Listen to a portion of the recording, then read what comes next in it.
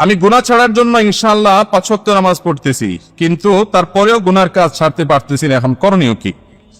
গুনার কাজ ছাড়তে পারছেন না, ৫ ওয়াক্ত নামাজ পড়ছেন, মাশাআল্লাহ। ইন্নাস সালাতা তানহা আনিল ফাহশাই ওয়াল মুনকার। নামাজটাকে একটু সুন্দর করে পড়েন ভাই। কিরকম সুন্দর করে পড়েন?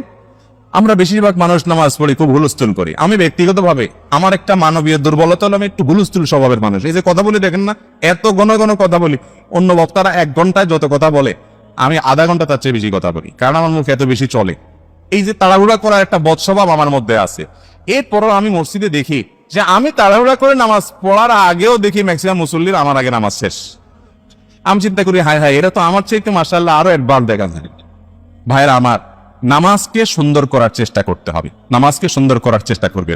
কোন মানুষকে যদি দেখেন তার নামাজটা খুব ধীরে ধীরে, রুকুতে অনেক সময় দিছে, সহজে উঠে না, রুকু থেকে উঠে সোজা হয়ে দাঁড়ায় অপেক্ষা করছে অনেক সময় ধরে, আস্তে করে সিজদা গেছে, হুলস্থুল না, সিজদা গিয়ে আবার অনেক সময় ধরে সিজদা করে, সিজদা থেকে আস্তে করে উঠছে, শ্রদ্ধা করে আল্লাহর সামনে নিবেদন করছে, সোজা হয়ে টান টান হয়ে বসে অপেক্ষা করছে আস্তে আস্তে, এরপর আবার আস্তে করে সিজদা যাচ্ছে।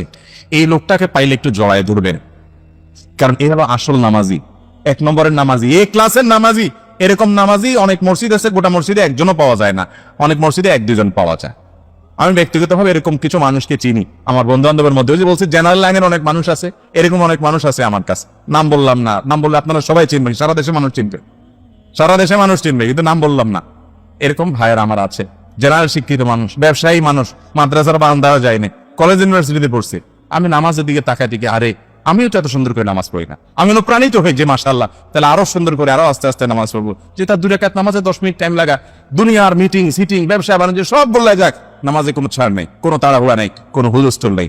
তো আপনি যে গুনাহ থেকে বাঁচতে পারছেন না, নামাজটাকে এইভাবে পড়েন, ইনশাআল্লাহ দেখবেন অপরাধ এবং পাপের প্রবণতা থেকে আল্লাহ তাআলা আপনাকে বাঁচাবেন।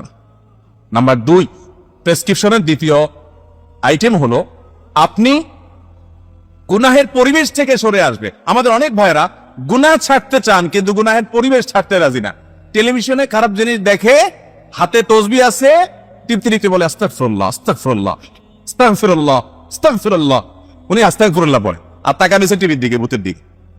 তো আপনি চোখে জেনা করতেছেন আর বলতেছেন যে কত খারাপ দেখছো, নাটকের নামে এসব বদমাইশি, আস্তাগফিরুল্লাহ, ও তাকায় রয়েছে।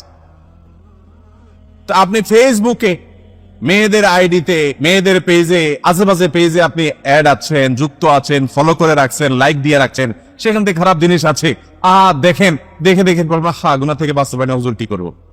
ভাই আমার, গুনাহের রাস্তা বন্ধ করে দিতে হবে। আমি সব জায়গায় বলার চেষ্টা করি, যারা কোনোভাবে গোপন গুনাহ থেকে বাঁচতে পারছেন না, পর্নোগ্রাফি থেকে বাঁচতে পারছেন না, হস্তমৈথুন থেকে, মাস্টারবেশন থেকে বাঁচতে পারছেন না, খারাপ জিনিস দেখা থেকে বাঁচতে, আপনি চাচ্ছেন বের হয়ে আসতে, ঈমান আছে ভিতরে, ছটফট করেন কিন্তু পারেন না, সাহস করে, হিম্মত করে স্মার্টফোনটা বিক্রি করে ফেলান। একটা বাটনওয়ালা ফোন নেন, মাত্র 6 মাসের জন্য, ভয় পাবেন না, সারা জীবনের জন্য না, মাত্র 6 মাসের জন্য। বাস বাটনওয়ালা ফোনে থাকেন, বন্ধু বান্ধব সবাই বলে দেন দোস্ত ফেসবুক টেসবুক নাই, 6 মাসের জন্য এই লাইনে আসি, ফোনে দরকারি কথা বলি, শেষ। একটু হার্ড ডিসিশন না, এটা বলে অপারেশন। রোগী যখন সিরিয়াস হয়ে যায় তখন কি করতে হয়? অপারেশন করতে হয়, কোনো দোয়া দুরুদি কুলাবে না, এই অপারেশনটা করে। 6 মাস এই অপারেশন করার পর আপনি দেখেন গুনাহের প্রবণতা আপনার অনেকখানি দূর হয়ে যাবে ইনশাআল্লাহ। সৎসাহস করা যাবে তো ইনশাআল্লাহ? এরকম যুবক পাওয়া কঠিন যে এটা ছাড়া বাঁচবো আমি। আচ্ছা, এই মজলিসে এমন কোন যুবক আছেন যে স্মার্টফোন নাই, বাটনওয়ালা ফোন ব্যবহার করেন? তা হাত তোলেন তো দেখি। আরে ভাই, এখন নাই, বাসা রেখে আসছেন, ওটা না? চালাক নাকি এরা সব? এত মানুষ কিভাবে আতুরে? আপনার বাসায়ও নেই, এখানেও নাই, শুধু বাটনওয়ালা ফোনই ব্যবহার করেন, কোন ফেসবুকে যুগ নেই। এমন মানুষ আছেন? মাশাআল্লাহ, অনেক ফেরেশতা আছে দেখা যায় এখানে। এর মানে এই না যে যাদের কাছে স্মার্টফোন আছে সব শয়তান, সেটা আমি বলি নেই। এদেরকে ফেরেশতা বলা মানে তাদেরকে খারাপ বললে, হুজুরের কাছে স্মার্টফোন আছে, তাহলে আমি হুজুরকে খারাপ বলছি নাকি? স্মার্টফোন ব্যবহার করে যদি নিয়ন্ত্রণ করতে না পারেন, আপনি ফোন ব্যবহার করেন না, ফোনে আপনারে ব্যবহার করে, আছে না নেই? কিভাবে বুঝবেন ফোন আপনারে ব্যবহার করে কিনা? যদি দেখেন যে আপনি অটো হয়ে গেছেন, ডাইরেক্ট হয়ে গেছেন। অটো আর ডাইরেক্ট হওয়া বুঝেননি? মানে মোবাইল যে টিপতেছেন, এই আঙ্গুল দিয়ে টানতেছেন টানতেছেন টানতেছেন, মনে হয় আপনার কিছু হারাই গেছে, মাইলকে মাইল চলে যেতেছেন আপনি এইভাবে। আঙ্গুল এটা আমার মনে হয় যদি অনুবীক্ষণ যন্ত্রযন্ত্র দিয়ে দেখা হয়, আমার মনে হয় দেখা যাবে আঙ্গুলের এই অংশ বেশিরভাগ যুবকের ক্ষয় হয়ে গেছে। এত বসায় রানতে আপনি শহীদে যেতেছেন, তাহলে বোঝা গেছে আপনি ডাইরেক্ট হয়ে গেছেন, ডাইরেক্ট হয়ে গেছেন ওই ডায়রিয়ার রোগীর মতো, সবসময় বেরোতে থাকে। আপনারও হাত সবসময় চলতে থাকে। ভাইরা আমার, মোবাইলকে ব্যবহার করেন, স্মার্টফোন ব্যবহার করে ভালো কিছু করলে ভালো, কিন্তু এটাকে আপনি ব্যবহার করেন, ফোন যেন আপনাকে ব্যবহার করতে না পারে। এই যে শেখ বলছে না, সারা বছরে যে গুনাহ করতে না পারে মোবাইলে একদিনে সে গুনাহ করতে পারে, আবার সারা বছরে যে সওয়াবের কাজ করতে না পারে স্মার্টফোন দিয়ে একদিনে সে সওয়াবের কাজ করা যায়। আল্লাহ আমাদেরকে নিয়ন্ত্রণ করার তৌফিক দান করো।